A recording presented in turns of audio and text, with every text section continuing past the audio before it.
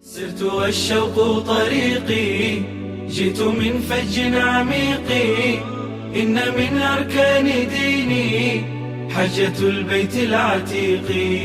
سرت والشوق طريقي، جئت من فج عميق، إن من أركان ديني حجة البيت العتيق.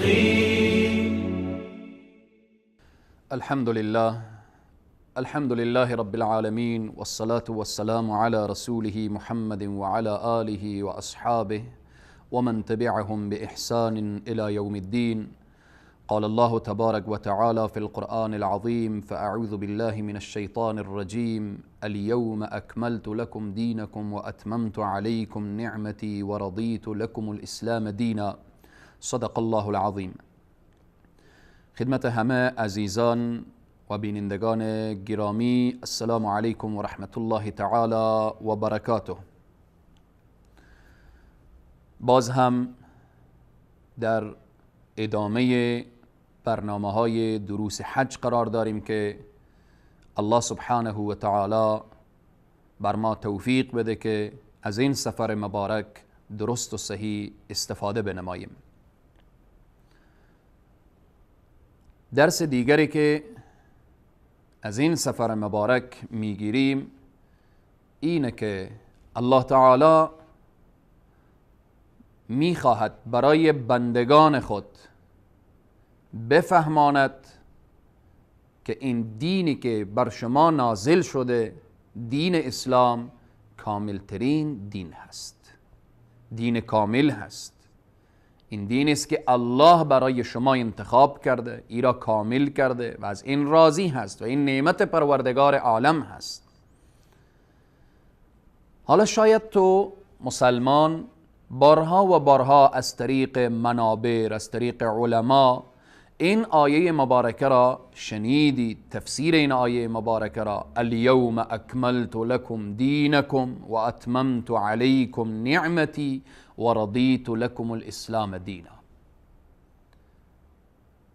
وقتی این را بارها و بارها شنیدید، الله سبحانه و تعالی میخواهد که تو را دعوت کنه: بیا ای بنده من در مکانی که این آیه نازل شد و این را بفهم و بدان که این آیه در کجا نازل شد و در چی زمان نازل شد، تا پیامهای این آیه بیشتر و بیشترتر در فکر تو و در دل تو ثابتتر بشه و یقین و باور تو نسبت به این دین کامل هست، کاملتر شود. الله سبحانه و تعالی این آیه مبارکه الیوم اکملت لکم دینکم، این آیه را در روز عرفه، در روز جمعه، در سال 10 هجری، در سال که مسما به حجة الوداع هست، این آیه بعد از عصر بر نبی کریم صلی الله علیه و سلم این آیه را نازل میکنه. در این آیه مبارکه موضوعات است که باید انسان فکر بکنه. این آیه مبارکه دروسی داره و الله سبحانه و تعالی تو کسی که امروز این نعمت نصیب تو شده، تو خواهر و برادر، که الله سبحانه و تعالی تو را دعوت کرده در مکانی که این آیه نازل شده، میخواهد زمان و مکان این آیه را برای تو بفهماند تا بر دروسی که در این آیه نهفته هست بیشتر و بیشترتر فکر کنید و بیشتر و بیشترتر نسبت به تأملات قرآنی تأمل داشته باشید. در این آیه مبارکه چی دروسی نهفته هست؟ تو حاجی که تنها از طرف خود وارد این سرزمین نشدید، حج کنفرانس است از همه امت اسلامی و تو عزیزی که این سفر نصیبت شده، تو نماینده امت اسلامی هستید. تو کسی هستید که وقتی از این سرزمین دروسی را کسب می کنید باید انتقال بدید برای مردمانی که در کنار تو و در کشور تو و در جوار تو قرار دارند. دروسی که از این آیه مبارکه میگیریم چیست؟ به طور خلاصه و فشرده چند درس را اشاره می کنم. اول، کاملیت دین اسلام. دین مبین اسلام دین کامل هست. الله سبحانه و تعالی می فرماید الیوم اکملت لکم دینکم. دین کامل شد، تکمیل شد. الله سبحانه و تعالی در آیات دیگر می فرماید و من یبتغی غیر الاسلام دینا فلن یقبل. اگر کسی غیر از اسلام دین دیگری را طلب کند از او قبول نمی شود، چون این دین دین کامل هست. این دین است که الله سبحانه و تعالی از این دین و اهل این دین اظهار رضایت کرده است. در آیه دیگر الله سبحانه و تعالی می فرماید ان الدین عند الله الاسلام. دین اسلام هست به نزد الله سبحانه و تعالی. و رسول معظم اسلام صلی الله علیه و سلم می فرمایند من احدث فی امرنا هذا ما لیس منه فهو رد. کسی که چیزی در این دین اضافه کند او رد است، او مردود هست. پس از این آیه مبارکه این را میدانیم که این دین دین کامل هست، نقصان و زیادت را نمیپذیرد. کسی نمیتواند از این دین چیزی را کم بکنه و چیزی را اضاف بکنه. شخص یهودی رو به طرف حضرت عمر رضی الله عنه کرد و فرمود اگر چنین آیه بر ما نازل می شد ما روز نزولش را جشن می گرفتیم، عید می گرفتیم. سیدنا عمر رضی الله عنه می فرمایند من خوب می دانم که این آیه در کجا نازل شد و در کدام روز نازل شد. این آیه در روز عرفه و در روز جمعه نازل شد که مسلمان ها همه ساله تجمع عظیم و بزرگی را در این روز دارند که روز عرفه هست. و هر هفته مسلمان ها روز جمعه را که سید الایام هست اجتماع دارند که نماز جمعه هست. و همچنین از ابن عباس رضی الله عنهما روایت شده که میفرمایند فإنها نزلت، این آیه نازل شده فی یوم عیدین. این آیه در جای نازل شده که در دو عید که یکی عرفه هست و یکی روز جمعه هست که دائما میفرمان یوم عید و یوم جمعه. الله سبحانه و تعالی در این آیه مبارکه دروسی گذاشته که گفتیم یکی از درس هایی که ما میگیریم اینه که در محل قدم میگذاریم که این آیه نازل شده، در جای قدم میگذاریم که این آیه نازل شده، در مکانی استاده میشویم که الله سبحانه و تعالی از این دین اظهار رضایت کرده و این را به عنوان نعمت بیان فرموده. دروس دیگر چیست که از این آیه مبارکه میگیریم؟ انشاءالله دروس دیگر و فواید دیگر و تأملات دیگری که در این آیه مبارکه نهفته هست بعد از میان برنامه بیان می شود.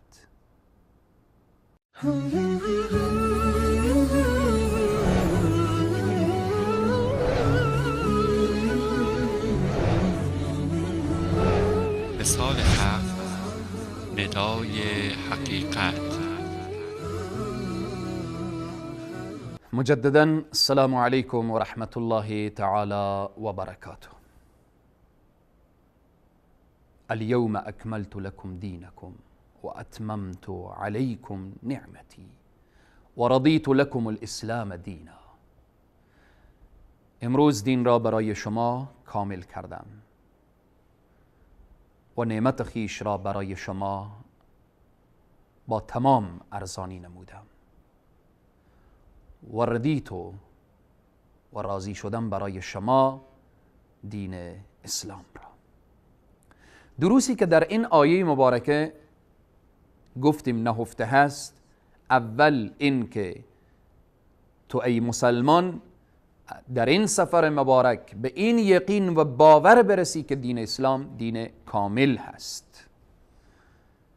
دوم درسی که از این آیه مبارکه که در روز عرفه نازل شده میگیریم این است که الله سبحانه و تعالی از دین اسلام و از اهل این دین اظهار رضایت کرده است. چی زیبا می فرماید والسابقون الاولون من المهاجرین والانصار والذین اتبعوهم باحسان رضی الله عنهم ورضوا عنه. سابقون الاولون مهاجرین انصار، شاگردان مکتب رسالت سیدنا ابوبکر و عمر و عثمان و علی و سعد و سعید و طلحه و زبیر و سایر الصحابه. بعد از صحابه کسانی که پیروی از صحابه نمودن، اینها شاگردان این مکتب هستند. اینها کسانی هستند که در دین اسلام زندگی کردن و رشد کردن. حالا تو مسلمانی که تو عزیزی که حج تو موافق به سنت رسول صلی الله علیه وسلم، موافق به اصحاب رسول صلی الله علیه وسلم، موافق به سلف صالحین هست، الله سبحانه و تعالی از تو اظهار رضایت میکنه، چون تو پیرو دین مبین اسلام هستید. به فرمان الله حرکت کردید به طرف سرزمین مبارکه مکه مکرمه. مشاعر مقدسه را، اماکن مبارکه و مقدسه را به فرمان الله قدم میزنید. همه اینها به فرمان الله هست. بیا طواف بکن، فرمان الله هست. سعی بین صفا و مروه، فرمان الله هست. برو منا، لبیک، به خدمت استاده هستم، میروم. از منا برو عرفات، به خدمت استاده هستم، میروم. از عرفات برو مزدلفه، لبیک، به خدمت استاده هستم. پس الله سبحانه و تعالی و ثمره و نتیجه چی؟ اینه که از دین اسلام و از پیروان دین مبین اسلام اظهار رضایت کرده است. و الله سبحانه و تعالی در این آیه مبارکه از نعمت بیان کرده. نعمت الله سبحانه و تعالی به این امت رسیده که بزرگترین نعمت رسالت و یا بعثت نبی کریم صلی الله علیه و سلم هست. الله سبحانه و تعالی می فرماید لقد من الله علی المؤمنین اذ بعث فیهم رسولا من انفسهم يتلو عليهم آياته ويزكيهم ويعلمهم الكتاب والحكمة. از احسانات پروردگار عالم نسبت به مؤمنین اینه که الله سبحانه و تعالی پیامبر از بین خودشان برایشان مبعوث کرده تا اینکه کتاب پروردگار را برای ایشان تعلیم بدهد و ایشان را تزکیه نماید و حکمت را برای ایشان بیاموزاند. این نعمت الهی است. الیوم اکملت لکم دینکم و اتممت علیکم نعمتی. اتمام نعمت، بزرگترین نعمت، بعثت نبی کریم صلی الله علیه و سلم. نکته دیگر و درس دیگر اینه که وقتی الله تو را طلب کرده و دعوت کرده در مکانی که این آیه نازل شده تا بفهمی مکان نزول این آیه و زمان نزول این آیه، پس میخوای این را بفهمانه که متوجه باش که این دین دین کامل هست، تغییرات در این دین نمی آیه، کسی نمیتواند چیزی را اضاف بکنه و موضوع و یا حکم را کم بکنه.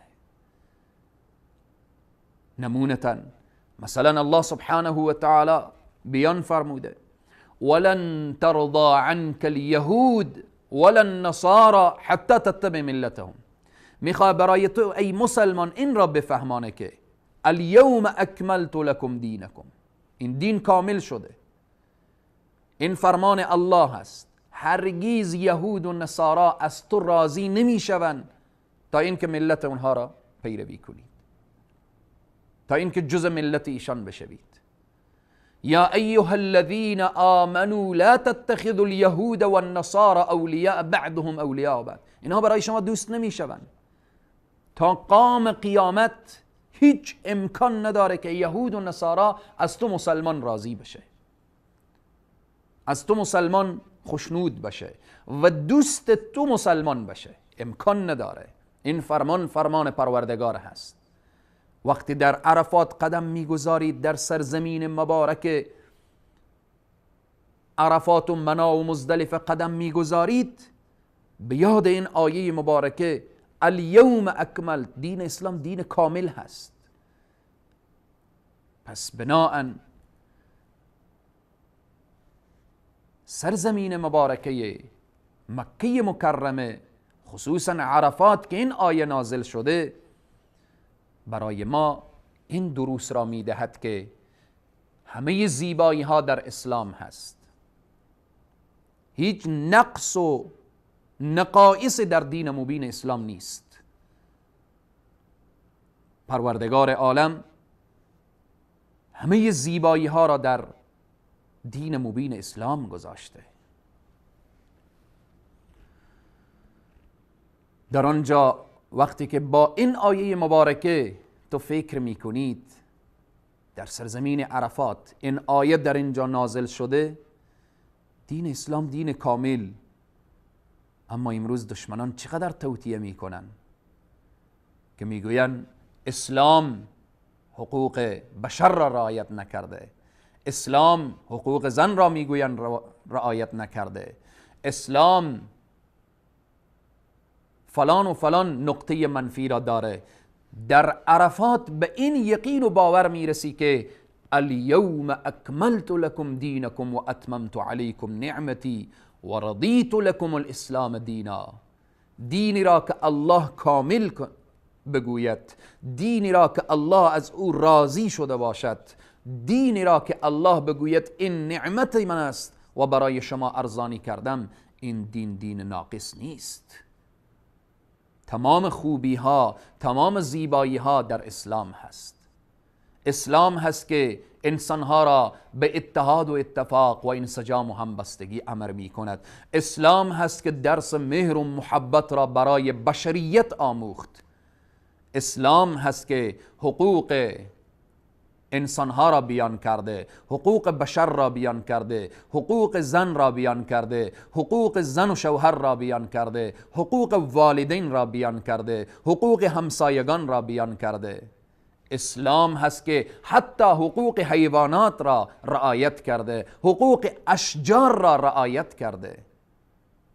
اسلام هست که دین صلح و صفا و صمیمیت را به دنیا به ارمغان آورده. حتی اسلام هست که حقوق غیر مسلمانان را رعایت کرده. پس این درس را ما از این آیه مبارکه می آموزیم که دین اسلام دین کامل هست. کسی نمیتواند بیاید به دین اسلام چیزی را بیفزاید.